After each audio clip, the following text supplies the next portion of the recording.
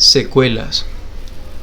UG se refiere a los eventos que sucedieron durante el verano de 1967 como la calamidad. Lo llamo la calamidad porque desde el punto de vista de alguien que piense que es algo fantástico, lleno de beatitud, amor y éxtasis, eso es una tortura física. Es una calamidad desde ese punto de vista. No es una calamidad para mí, sino una calamidad para aquellos que tienen una imagen de que algo maravilloso va a sucederles. Nunca me podría decir o decirle a alguien que soy un iluminado, un hombre liberado, un hombre libre, o que voy a liberar a la humanidad. En el octavo día estaba sentado en el sofá y de pronto, en sus propias palabras, hubo una tremenda explosión de energía. Una energía tremenda sacudiendo la totalidad del cuerpo y junto con el cuerpo, el sofá, el chalet y todo el universo, sacudiéndose, vibrando.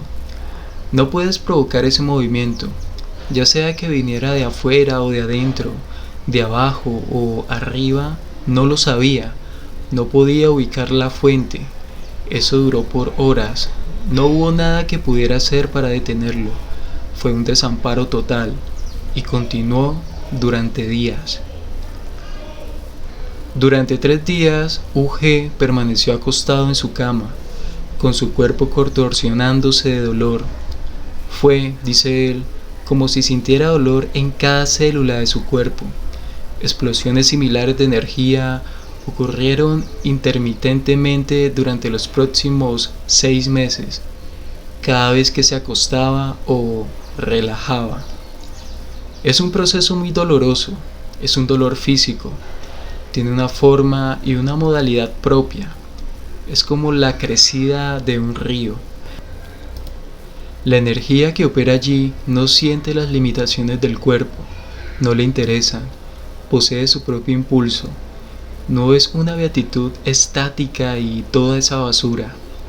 UG explica que el pensamiento había controlado su cuerpo a tal punto que cuando ese control se perdió, todo el metabolismo se vio excitado. Luego, el movimiento de sus manos cambió, comenzaron a torcerse hacia atrás. Por eso dicen que mis movimientos son mudras, es decir, gestos místicos. Ciertos cambios hormonales comenzaron en su cuerpo.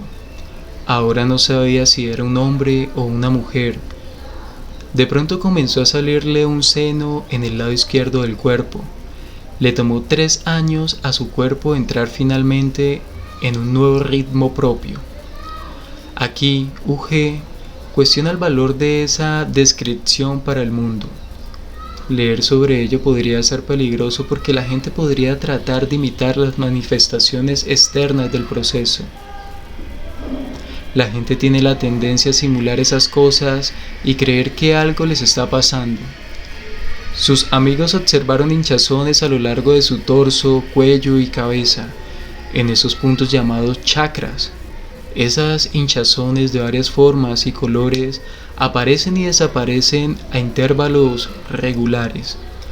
En su abdomen bajo, las hinchazones eran bandas horizontales, con forma de cigarro.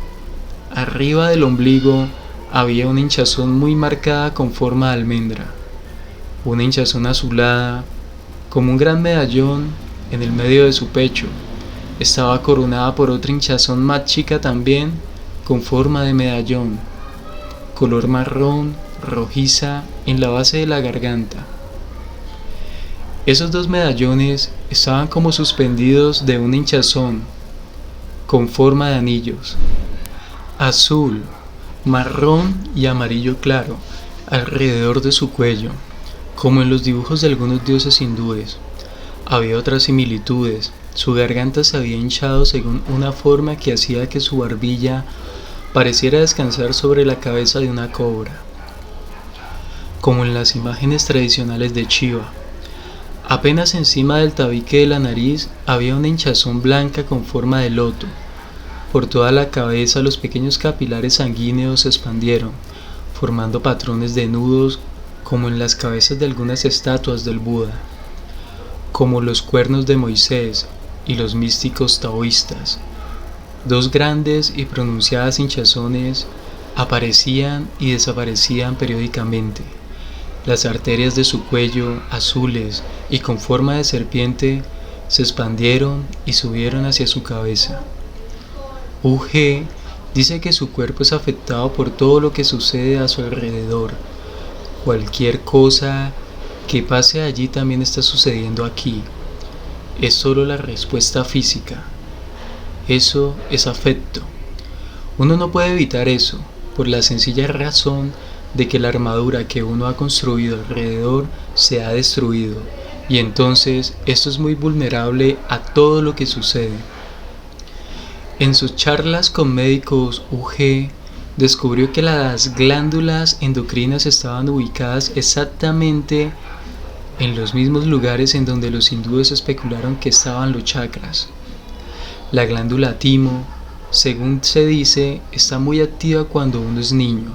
Por ello, los niños tienen sensaciones extraordinarias. Cuando alcanzan la edad de la pubertad, la glándula se duerme. Al menos eso es lo que dicen los científicos.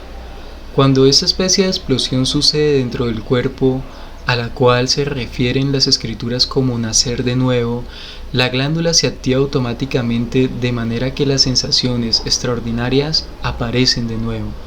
Las sensaciones no son pensamientos ni emociones. Uno siente por alguien.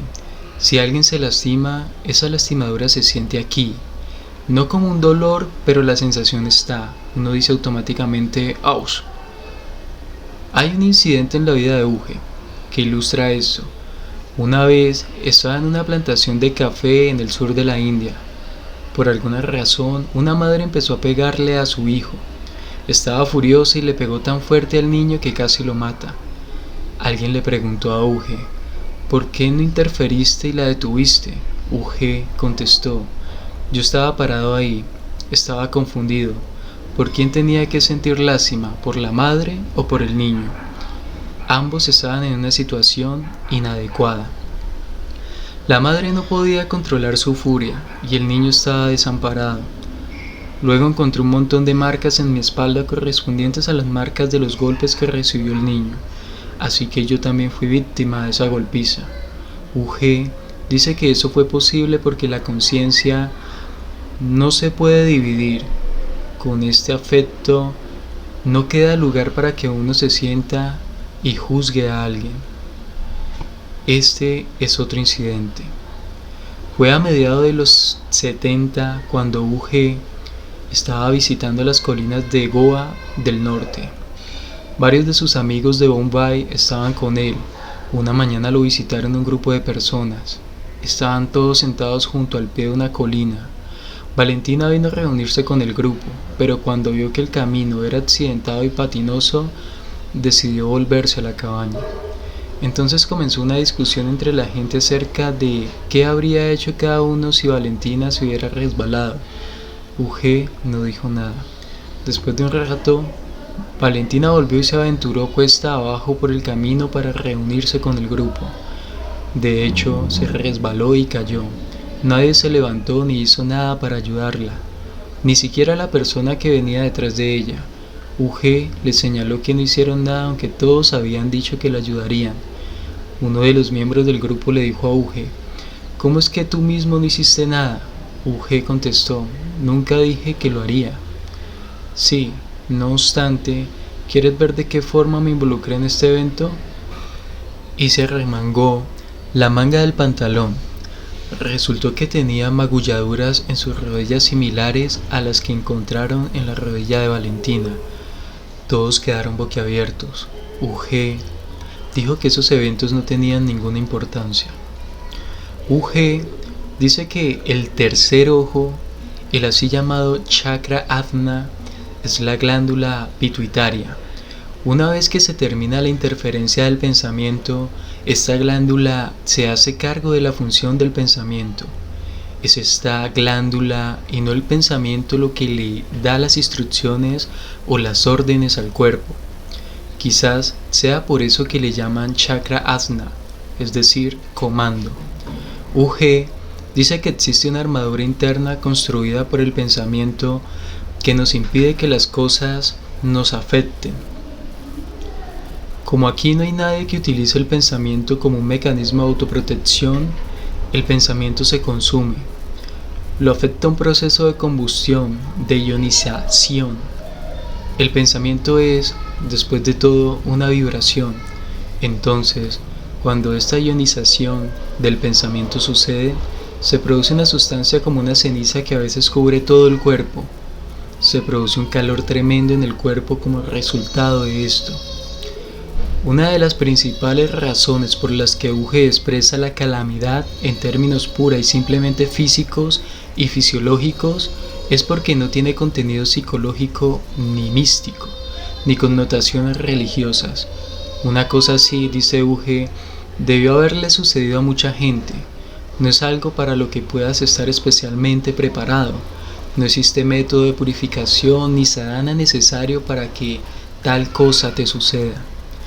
Narayana Murthy dice que si tuviera que reducir las enseñanzas de Uge a una frase, sería esta: la conciencia es tan pura que cualquier cosa que hagas en la dirección de purificar esa conciencia le está agregando impurezas a ella. Uge dice: la conciencia se tiene que limpiar sola. Tiene que purgarse de todo rastro de santidad y de todo rastro de no santidad, de todo. Incluso lo que consideran sagrado y santo es una contaminación en esa conciencia. No obstante, eso no sucede mediante la voluntad. Una vez que se rompen esas fronteras, no mediante algún esfuerzo o voluntad de tu parte, entonces se abren las compuertas y todo se va.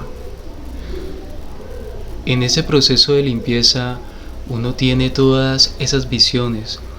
De pronto tú mismo, la totalidad de la conciencia, tomas la forma del Buda, de Jesús, de Mahavira, de Mahoma o Sócrates. Solo de aquellos que han entrado en este estado, no de grandes hombres o líderes de la humanidad. Uno de ellos era un hombre de color, luego una mujer desnuda con pechos y cabello largo. Me dijeron que hubo dos santas aquí en India, Akamadevi y Laleswari. Eran mujeres desnudas. De pronto tienes esos dos pechos y el cabello largo. Incluso los órganos cambian por órganos de mujer. Pero aún hay una división allí, tú mismo. Y la forma que tu conciencia ha asumido, la forma del Buda, digamos, o de Jesucristo, o de Dios sabe quién. La situación en ese momento es: ¿cómo sé que estoy en ese estado? Pero esa división no puede permanecer por mucho tiempo. Desaparece y llega algo nuevo. Probablemente lo mismo le ha sucedido a cientos de personas. Esto es parte de la historia. Tantos rishis, algunos occidentales, monjes y tantas mujeres. Todo lo que las personas han experimentado antes que uno es parte de la propia conciencia. Yo utilizo la expresión: los santos se van marchando. Se van de tu conciencia porque no pueden permanecer más, porque todo eso es impureza, una contaminación. Esta limpieza de todo lo bueno y lo malo, lo santo y lo mundano, lo sagrado y lo profano, tiene que suceder. De otra forma, tu conciencia todavía está contaminada, todavía es impura. Después de eso, uno es puesto en ese estado primario y primitivo de la conciencia. Una vez que la conciencia se ha vuelto pura de y por sí misma, entonces nada la puede tocar, nada la puede volver a contaminar. Todo el pasado hasta ese punto sigue allí, pero no puede influir en tus acciones nunca más. Uge vio estas visiones durante 3 años después de la calamidad. Él dice que la parte más confusa e incomprensible de la calamidad fue cuando las actividades sensoriales empezaron su funcionamiento independiente. Dice que no había un coordinador relacionando los sentidos. Eso fue un problema para Valentina. Salíamos a caminar y yo veía una flor y le preguntaba: ¿qué es eso? Ella decía: es una flor. Dábamos unos pasos más, yo veía una vaca y preguntaba, ¿qué es eso? Como un bebé, tuve que volver a aprender todo, no realmente volver a aprender. Todo el conocimiento estaba en el trasfondo y nunca volvió a aparecer en el frente. Valentina no sabía qué pensar de todo lo que estaba sucediendo y consultó a un renombrado psiquiatra en Ginebra. El psiquiatra le dijo que a menos que viera a la persona no podría ser de mucha ayuda y le pidió que trajera a Uge. Pero Uge se negó porque sabía que algo extraordinario había sucedido dentro de él. Su dificultad era que las personas que venían a verlo no parecían entender la forma en que funcionaba y él no parecía entender la forma en que funcionaban ellos. ¿Cómo puedo mantener un diálogo? Ambos tenemos que parar. Estoy hablando como un maniático. Hay muy poca diferencia. Por eso digo que al momento de la calamidad o te cambias o te vuelas. Reproduzco aquí algunas de las preguntas más comunes sobre la calamidad de Uge. Estas preguntas, en cierta forma, también resumen lo que Uge tiene que decir sobre este tema. Pregunta: ¿son incluso aquellos que se han realizado diferentes entre sí? Uge: sí, porque su trasfondo es diferente. El trasfondo es lo único que se puede expresar a sí mismo. ¿Qué otra cosa hay? Mi expresión de ello es el trasfondo. Cómo me esforcé, el camino que seguí, cómo rechacé el camino de los demás. Hasta ese punto puedo decir lo que hice y lo que no hice. Un individuo así es diferente, no solo de usted, sino de todos los que se suponen han estado en ese estado debido a su trasfondo. Pregunta: a pesar de que todos los que se suponen han sufrido esa explosión son únicos, en el sentido de que cada uno está expresando su propio trasfondo, pareciera que hay algunas características comunes. UG: eso no es asunto mío. Pareciera ser el suyo. Yo nunca me comparo con alguien más. Concluyendo la lista de eventos que rodearon a la calamidad de Uge, dice: y eso es todo lo que hay, mi biografía se terminó. No hay nada más que escribir al respecto y nunca lo habrá. Si la gente viene y me hace preguntas, yo contesto. Si no vienen, para mí no hay diferencia. No tengo ningún mensaje especial para la humanidad, excepto decir que todos los sistemas sagrados para obtener la iluminación son tonterías, y que toda la charla sobre llegar a una mutación psicológica mediante la atención es basura. La mutación psicológica es imposible. El estado natural solo puede acontecer a través de una mutación biológica. Los increíbles cambios fisiológicos continuaron ocurriendo durante años. UG estaba tan confundido por lo que le había sucedido que no habló por un año después de la calamidad. Tuvo que prácticamente volver a aprender a pensar y hablar de nuevo. Así de completa fue su mutación. Después de un año más o menos había recuperado casi toda su capacidad de comunicación. Sin embargo, no dice mucho. ¿Qué hay para decir después de algo como esto?, se preguntó. Un día la respuesta llegó como un rayo. Diré exactamente cómo es. Excepto por un descanso al final de los 60, UG ha estado hablando incansablemente desde entonces. De todo eso, UG dice: no sabía qué era lo que me estaba sucediendo, no tenía ningún punto de referencia. De alguna forma he muerto y vuelto a la vida, libre de mi pasado. Esto me sucedió sin mi voluntad y a pesar de todo mi trasfondo religioso, y eso es un milagro. Algo así no se puede usar como molde para duplicar otros.